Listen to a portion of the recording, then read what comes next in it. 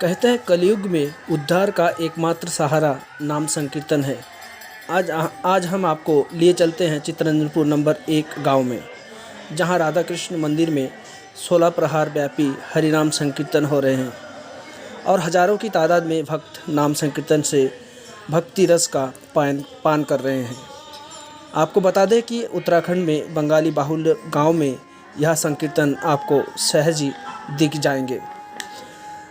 आपको बता दें कि बांग्ला सांस्कृतिक विरासत में इस अनूठी विधा है। बंग समाज की मानवता की अमूर्त सांस्कृतिक प्रदर्शन आपको शक्तिपारम, रुद्रपुर, दिनेशपुर क्षेत्र में देखने को मिलेगा। यह उपासना की कलात्मक और अभिव्यक्ति है। इस कला में गायन और नृत्य शामिल होते हैं। मंदिर से जुड़े मंडप के अंदर चौकोर मंच तैयार होते हैं, जहां गोलाकार होकर चारों तरफ बारी बारी से घूमकर गायन किया जाता है।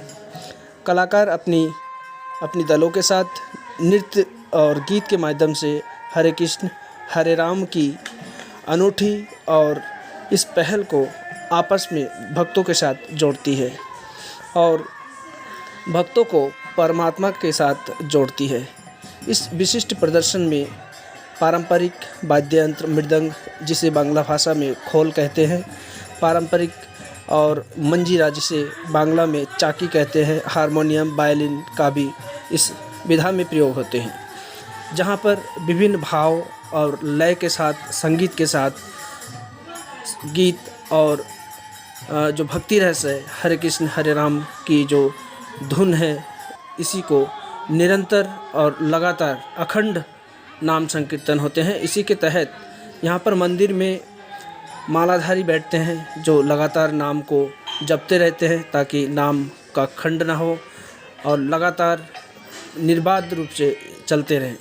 गांव के बच्चे, बुजुर्ग, महिलाएं सभी उत्साहित होकर इस कार्यक्रम में प्रतिभाग करते हैं और विभिन्न क्षेत्रों से यहाँ पर आते हैं, नाम संकीर्तन का आनंद लेते हैं, प्रभु रस और भक्ति रस से विलीन होते हैं। आपको बता दूं कि क्षेत्र के जनप्रतिनिधि, यहाँ के ग्राम प्रधान और क्षेत्रीय विधायक अरविंद पांडे, हिमांशु सरकार और आसपास की गांव के जो गणमान्य व्यक्ति है, सभी यहाँ पर उपस्थित होते हैं। उसी में नारायण शाह, कानाई मजुमदार और कानाई स्वर्णकार, पद्मलोचन विश्वास और सैकड़ों की तादाद में लोग यहाँ पर उपस्थित होते हैं और इस कार्यक्रम में प्रभु नाम का रसपान करते हैं। बंगाली समुदाय की विशिष्ट पहचान और जो विरासत जो पश्चिम बंगाल से हमारे साथ उत्तराखंड में आए हैं, बंगाली बाहुल्य क्षेत्रों में इस तरह की आपको विधाएँ और सांस्कृतिक और पारंपरिक जो विधाएँ हैं वो विभिन्न गाँव में देखने को मिलेगा। आपको बता दूं, मैं प्रकाश अधिकारी, दस्तक प्रकाश के संपादक, और मैं आपको इन सांस्कृतिक विधाओं और इसी तरह की गतिविधियों से आप लोगों को जोड़ने का प्रयास करता हूं। मेरे साथ रहिए, मुझे सहयोग करिए और मेरे चैनल को सब्सक्राइब कीजिए, शेयर करें ताकि मुझे उत्साह और मार्गदर्शन आप लोगों से मिलता रहे। इसी के साथ गांव में मेले का भी आयोजन होता है, जिसमें विभिन्न तरह की खाद्य पदार्थ और खिलौने और बच्चों के जो आनंदमय वो है, सब यहाँ पर आपको उपलब्ध होंगे। और मैं आपको बता दूं, यहाँ पर लगातार जब से कीर्तन शुरू होते हैं तब से लेकर के अंत तक लगातार अखंड जो भंडारा है वो लगातार यहाँ पर चलते रहते हैं। गांव के जो कमेटी समिति है, सभी इसमें सहयोग करते हैं।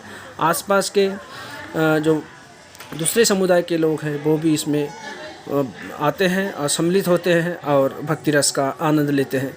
मैं आपको बता दूं कि इस विधा के तहत एक दल लगभग 3 घंटे तक लगातार अपना गायन करते हैं। उसके बाद दल में बदलाव होते हैं। एक दलों को फिर दूसरे दलों के साथ यहाँ पर लाया और ले जाया जाता है, जिसमें गांव की महिलाएं उन्हें वर्ण करते हैं।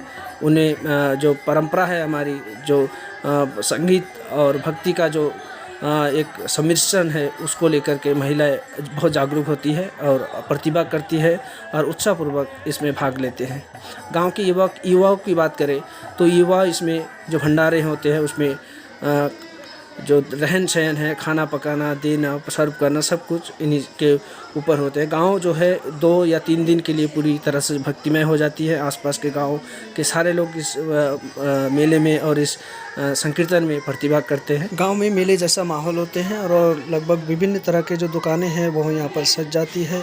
और गांव की जो परिदृश्य है, चाहे आप प्रकाश उत्सव हो या खान पान हो, इसी तरीके की एक जमघट होती है जहाँ पर विभिन्न तरह के पकवान और खाने को चीज़ें मिलती हैं। बच्चों के मनोरंजन के भी यहाँ पर साधन सब लेके आते हैं। और गांव की जो एक माहौल है वो भक्तिमय के साथ साथ उत्साहित और आनंदमय पूर्ण वातावरण तैयार होता है। तो मैं फिर कभी किसी और दूसरे मेले में आपसे रूबरू कराऊंगा। नमस्कार।